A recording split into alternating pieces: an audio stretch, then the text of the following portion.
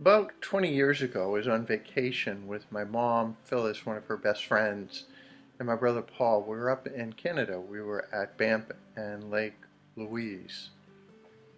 And one day while we were there, my brother and I decided we'd go for a hike together. And as we were out on the hike, at some point, and I forget how it happened, I think my brother slipped or something, and he ended up twisting his ankle.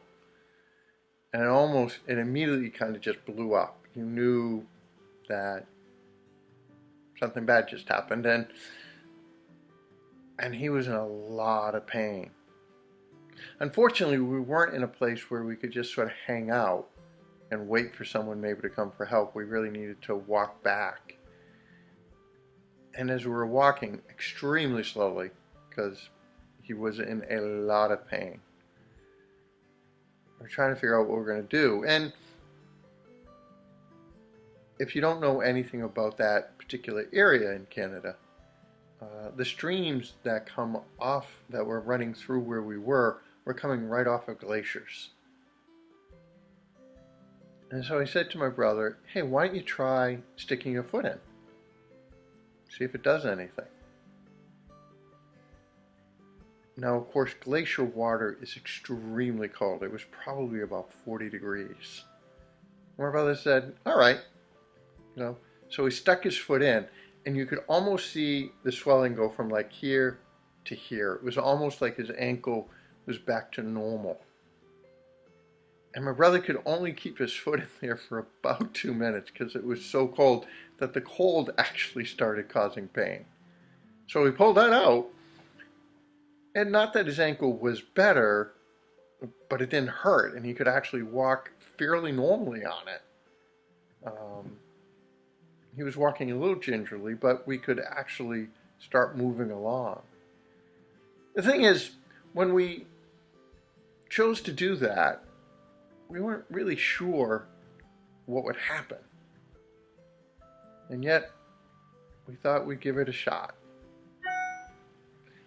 And the reality is, in Christian life, many times God will ask us to do things that don't seem to make a lot of sense.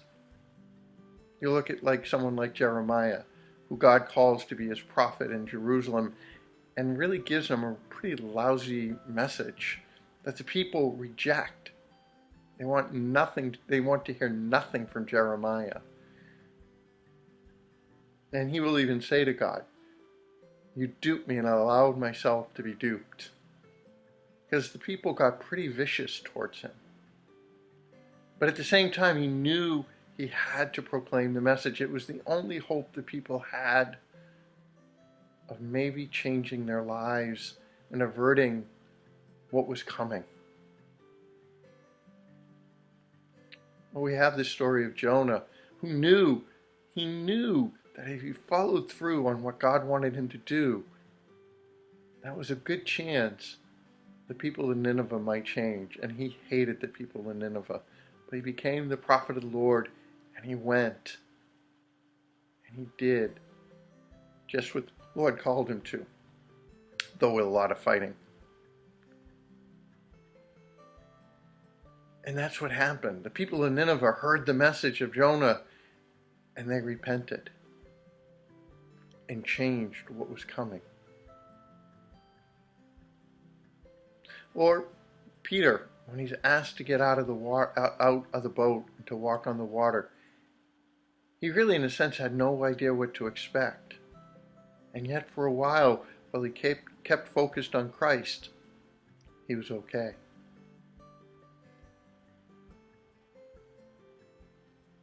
Or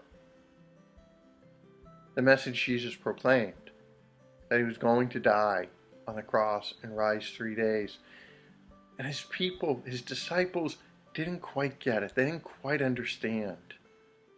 They didn't really know what to expect. When Jesus rose from the dead, when they found the tomb empty, they didn't fully appreciate what it was that was happening.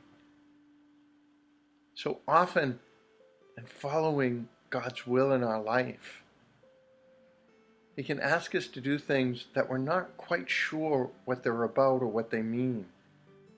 We're not even sure that they'll accomplish anything. And yet, we still have to go through them.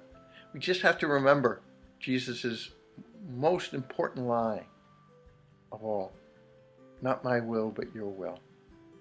Even when what God is asking us to do doesn't make sense, even when what God is calling us to do seems contrary to what is for our good.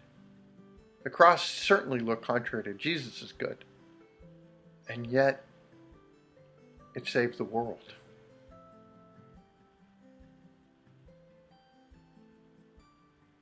Yes, we're not always going to understand God's plan or why He's calling us to do something. And we're not always going to be sure what it's going to accomplish or if it can accomplish anything. What it simply comes down to is recognizing, again, that God knows what He's doing. Trusting that God's plan ultimately will make sense to us. But the most important thing is sometimes we just have to stick our foot in to see if it'll work. Because sometimes following the Lord is simply about acting on faith. God bless.